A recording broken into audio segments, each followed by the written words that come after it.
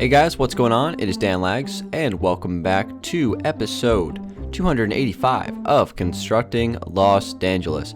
How's everybody doing? We are back on the city today, ready to continue to make some progress, and today is going to be yet another 10-minute post-commentary episode where I've already done some building, and I'm going to make a little montage of my building in the background while I talk about some random stuff for this video. So let's just jump right into it. So the building that I'm doing today is more theater work, just more CLD grind time, as I've been calling it on my streams and stuff. So basically I'm starting this out by expanding the parking garage underneath of the theater so it would connect to the elevator.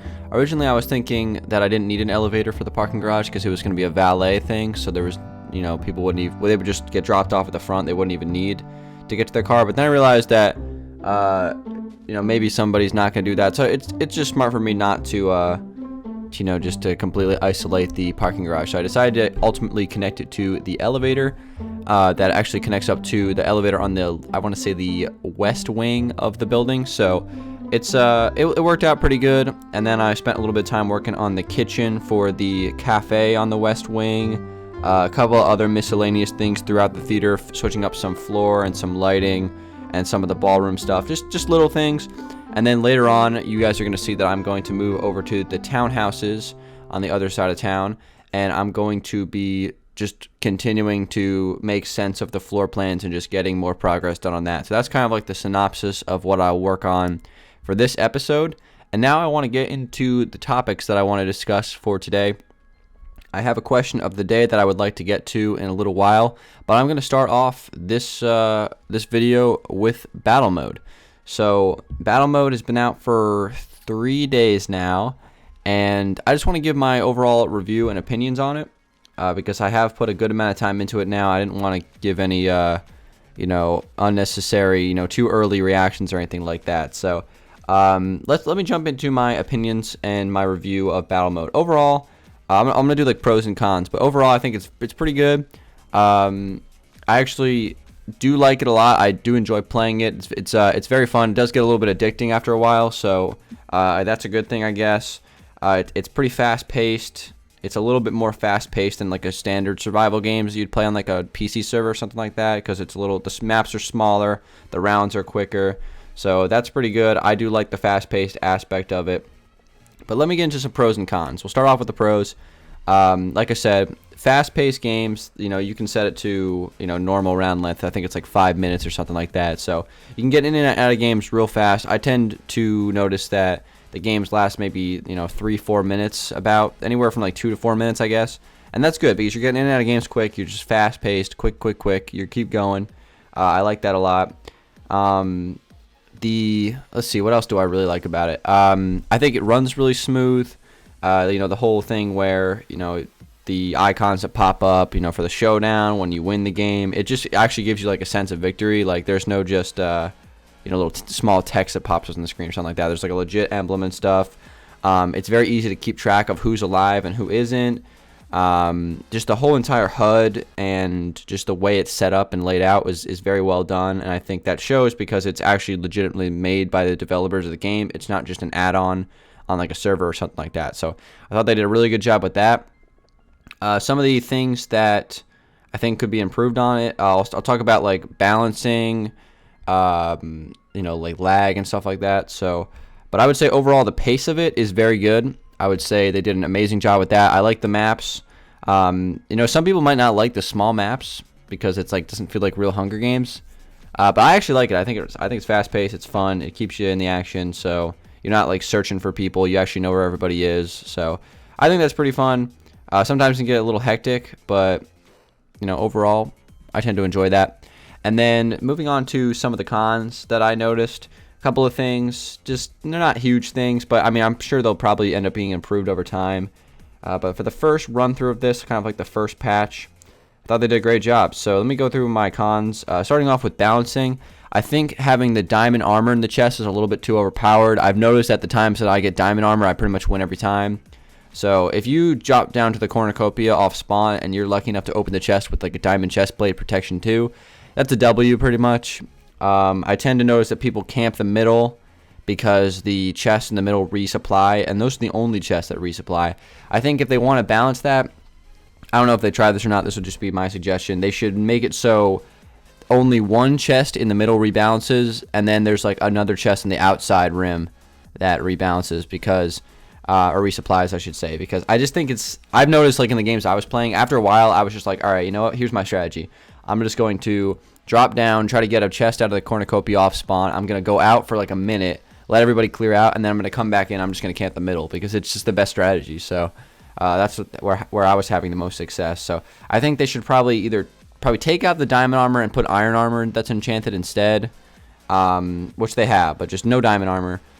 They should probably make it so the chest resupplies aren't just exclusive to the middle. I think that would help, and see like how that plays. But that's like about all I would say for balancing. Other than that, it's pretty good. As far as lag is concerned, when you're off the host, so like when you join a lobby instead of like hosting a lobby yourself, it's pretty laggy. So I mean, that's like the P2P hosting system that they have. So in case you guys don't know, the game doesn't actually have a server system. There's no dedicated servers on battle mode. It's actually just a host system. So there'll be a player that'll host the game, and then people will join, and then it'll just be based off of their connection. So when I was hosting during my live stream, I had the best connection in the lobby, which was giving me an advantage, right? But when I wasn't the host, then I had bad connections. So that's something that, you know, I didn't know if that was going to be a thing, but turns out it is. It's a little unfortunate, but it is what it is. So there's no way to avoid that, so I'm not going to make any further comments on that. But my overall opinions of battle mode, I give it like an 8 or 9 out of 10. I actually really like it. Again, guys, I'm not a huge PvP fan in Minecraft. I've never really liked it that much. I just think it's kind of chunky and goofy. It's just, you know, not very fluid. But I think they did a really good job in like just making it like run smoothly.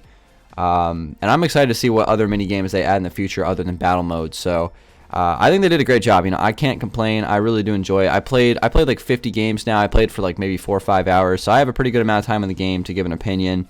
And I like it. I think it's pretty fun. You know, and it's pretty much exactly what I had hoped that they would release. So I can't complain. But let me know what your guys' opinions are about battle mode if you've played it a lot. I know I was playing it a lot with some of my subscribers on my stream, and that was pretty fun. And they were, you know, everyone seemed to be having a good time, so that was cool. And now I'm just going to quickly do a transition, guys. I'm going to transition. I have a question of the day that I want to answer, and I'll just talk about my builds a little bit more for the last couple minutes of this video. But let me transition away from battle mode, and let me get into this question of the day. So my question of the day for this episode comes from See Now, Minecraft, and More. And the question is, Dan, have you ever thought about, instead of continuing CLD onto Xbox One, that maybe continue it on PC and use World Edit and mods like that?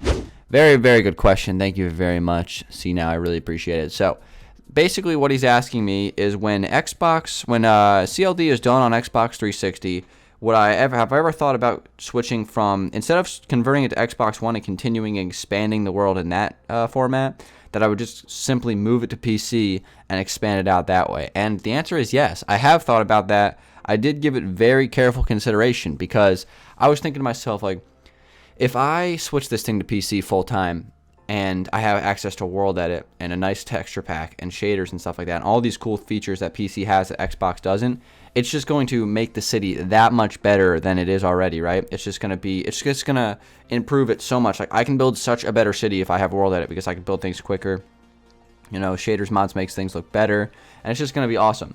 But then I realized to myself that I've been a console builder. Like, I've been building on console Minecraft since day one. That's what I'm like. Well, that's what I'm most comfortable with. That's what I've been doing since the beginning. I'm not going to change it up now. I'm not just going to switch CLD to a PC series.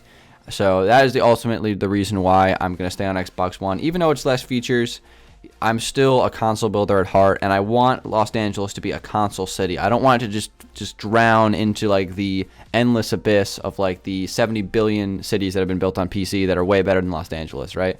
It's you just get drowned out at that point. So I want it to be console. Like, that's like my whole key. Like, it was built on console. Like, that's like one of the selling points for it. So that's the reason why I'm staying on console. I did give it consideration for PC. I have used World Edit on Los Angeles before for like small things, and it's an awesome feature, and I have considered it, but ultimately I'm sticking with Xbox 360 and Xbox One for CLD 100%. So thank you very much for that question. See now, it's a very good question, very interesting. And that's going to pretty much do it for today's episode, guys. We're 15 episodes away from episode 300 of CLD, so we're getting real close to the completion of Xbox 360. Making some more progress today. I'm about 95% done with the theater. Only thing left I have to do is finish up the seating and finish up the backstage area, and the theater is going to be done. We'll knock that one off the list, and then it's just going to be hospital, townhouses, 4 biomes, and then checking everything out, making sure it's finished. So we're getting real close, guys. I'm just going to keep grinding it out.